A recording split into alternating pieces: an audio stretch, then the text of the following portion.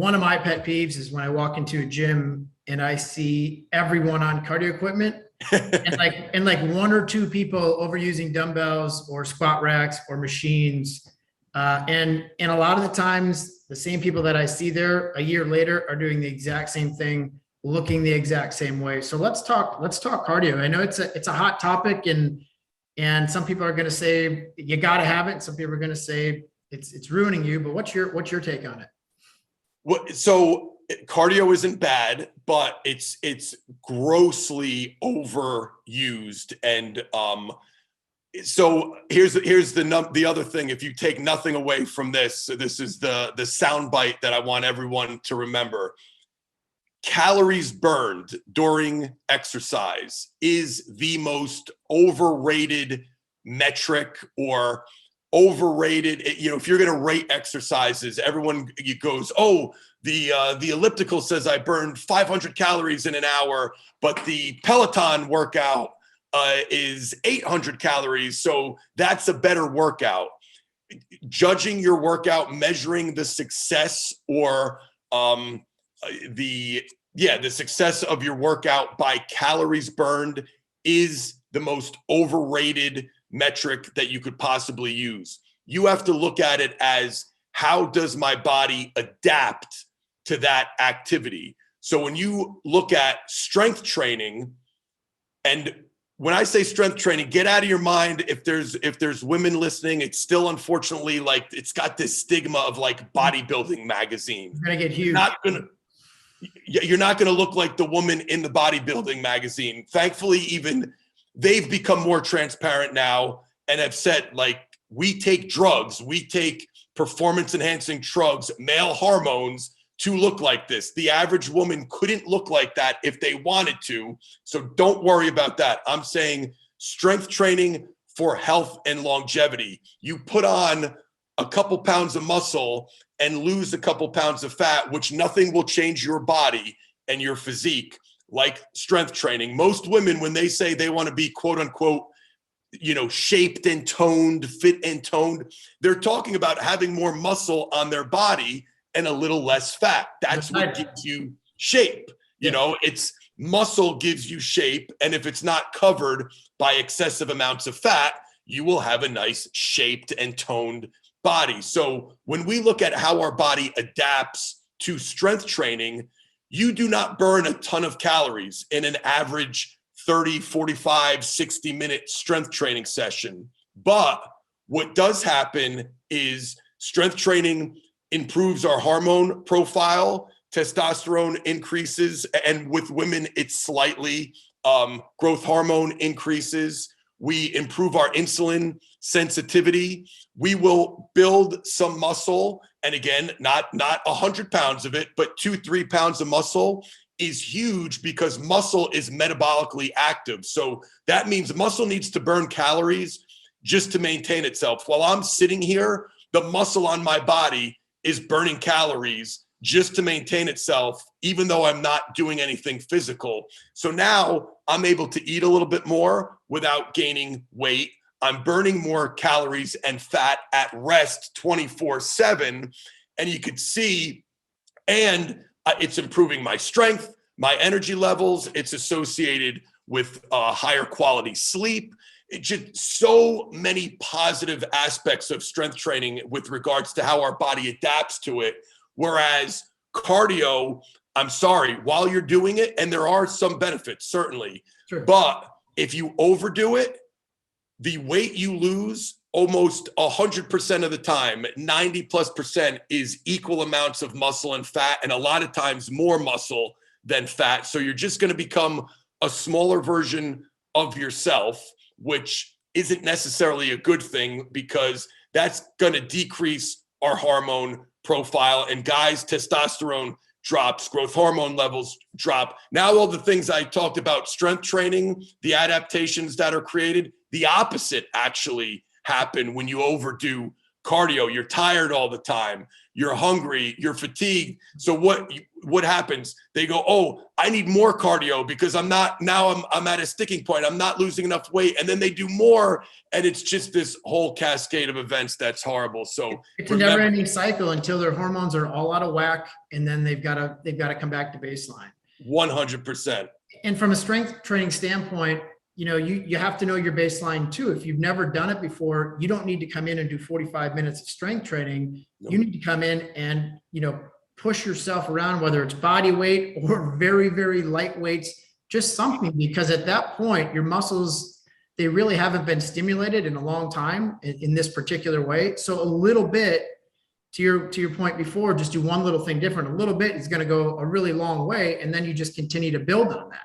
Yes. So I want our listeners to know that going in for 5 minutes or 10 minutes and doing something you've never done before to get your muscles to activate, to stimulate, is going to go a really long way. And you can build on that.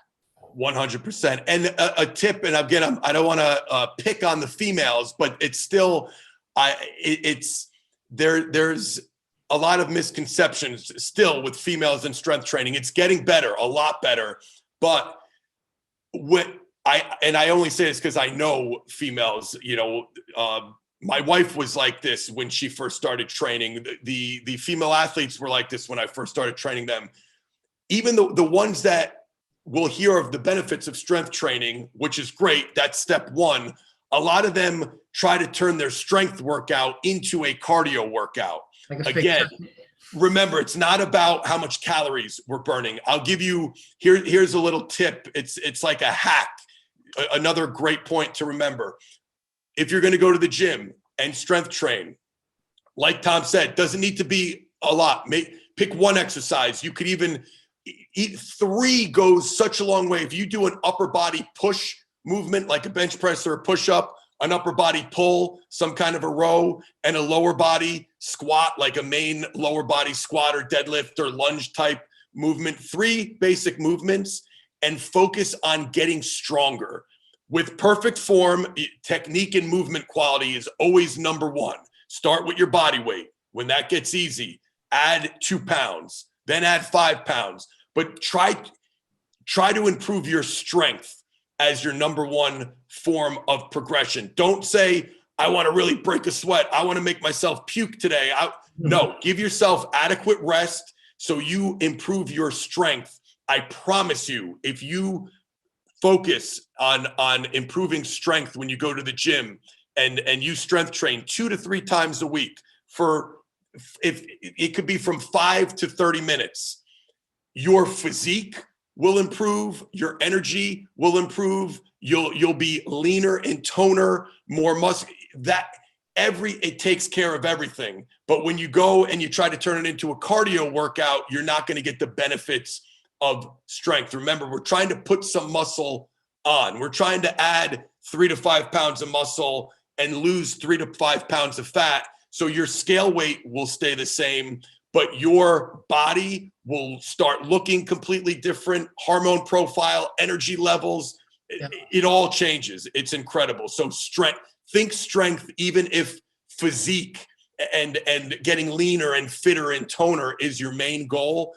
Strength is the hack. Trust me. So if I'm new to this, I do those 3 exercises, and you can obviously go onto YouTube and look up Joe DeFranco and look up the way to do these the right way. That's easy, but how do I know when I'm done? If I'm just getting into it, I do those 3 exercises. If I do 2 rounds of that, or what if I'm exhausted after 2 rounds? Is that good for the day, or do I push myself to try to get to 4 or 5 rounds because I'm here for a workout? Yeah, no, I would say, again, start small, grow slow. Start with your workout small, progress slowly. So what's your starting point? One size fits nobody. If you haven't been doing anything, maybe it's 1 round of each. So to just give you something to some kind of a measurable, they have a scale, the RPE scale, basically like rate of perceived exertion. Very, very simple. Scale from 1 to 10. 1 is the easiest thing you've ever done in your life. 10 is the hardest thing. You can't do another round, another rep, you're pass out. Rate if you're going to the gym for the first time and you do those 3 exercises we just said, you go through them once. You do 10 reps of each one time. I would say your first week or two in the gym, keep that RPE at a 6. Like that was challenging, but I'm okay. Stick with that. And then maybe a week or two later, you could bump that up to a 7, to an 8. But you could make progress without ever going to a 9 or a 10, just so you know. Nothing wrong with pushing yourself and challenging yourself as you get more advanced. And in fact, I would encourage it every now and then sprinkled in. But if you stay in that RPE, so to speak, 6 to 7, it's challenging, but it's not so challenging that you're frustrated, or what you don't want to do is push yourself so hard that you wake up the next morning and you can't walk, or you want to come back to the gym at that now. Yeah, now you're not coming back to the gym. Even if you wanted to, you might have to wait a week for the soreness to go away. So we want just enough that it's challenging, but it's not too challenging that you get frustrated, you're sore, and you have to quit. So think of it that way. Start small, progress slow. And I know we're saying gym, but I mean, obviously at home, I could sit down and pump out, a round of push-ups and squats. And then, could I do that later, 3 hours later, do it again, and 3 hours later, do it again? Do I have to do it all at once? Can I spread it out throughout the day? Absolutely not. Great point. You fitted it again. One size fits nobody. I could say, hey, everyone's got an hour in the day. And you might say, no, I really don't. Like, I have kids. Trust me, life happens, things happen. I wanted to go on a walk this morning and get my cardio in before this call. It didn't happen. So I'm going to do it afterwards. I like to walk 30 minutes in the morning. Most days I could do that. I have a ton of clients that do 10 minutes in the morning, 10 minutes after lunch, 10 minutes after dinner. That works for them. Guess what? At the end of the day, we both got the same health benefits. The cumulative volume, so to speak, was 30 minutes of extra walking that day. So 100%, if you could do a set every, few hours, that's absolutely fine and super beneficial. However you could fit it in is the best way for you. However you could sustain, if you could see yourself, if you need to break your workout up into 2 or 3 mini workouts from home, and you say, that's what I need to do in order to still be doing this a year from now, 10 years from now, 100%, that's what you do. Because you found a way to have some consistency, right? Yes. You found a way to fit it into your lifestyle. And I do feel like, and I'm over 40 now, and I feel like it's definitely harder to maintain that physique, but I'm also finding it a little less motivating to go to the gym for 30 minutes, for 45 minutes. So I'm trying to find little hacks of, okay, can we just do a little something in the morning, a little something in the afternoon, wherever it might be. So a great point and a great confidence builder, knowing that if Joe DeFranco says it's still going to work, if you break it up, it's still going to work. So, yeah. And I'm glad. Just one last thing on that is I want people to know too, I'm in the health and fitness industry as someone who loves this stuff. And I 100% admit, I don't always feel like working out. Like, I get busy. I have kids. I'm tired, days, and I don't feel like doing it.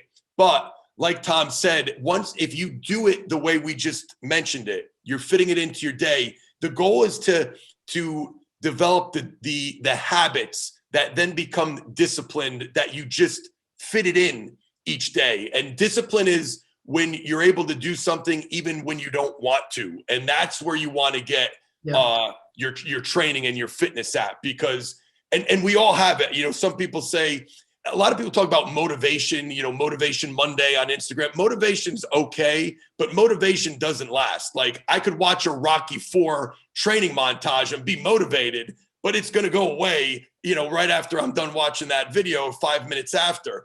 I need the habits and the discipline to do my 10-minute walk, my strength training workouts when I don't want to. And you need to get it to, like, brushing your teeth in the morning. I'm hoping, I'll assume everyone listening right now brushed their teeth this morning. I don't always feel like brushing my teeth in the morning. I'm busy. I got things to do. I want to get up and start my day. But you take that 2 to 3 minutes and you just do it. That's That's discipline. You know, you do it because you know you have to. It's not because you're motivated. It's because it's a habit. I wake up, I brush my teeth, I take a shower before I go to bed. Some nights am I tired? Do I want to go to bed without taking a shower? Yes, but you do it because it's just what we do. Once working out and training gets fit in with your brushing teeth, showering, now game over. You're in the right place. You're set for life. Yep. Yes. And you're strengthening your mind at the same point. Yes.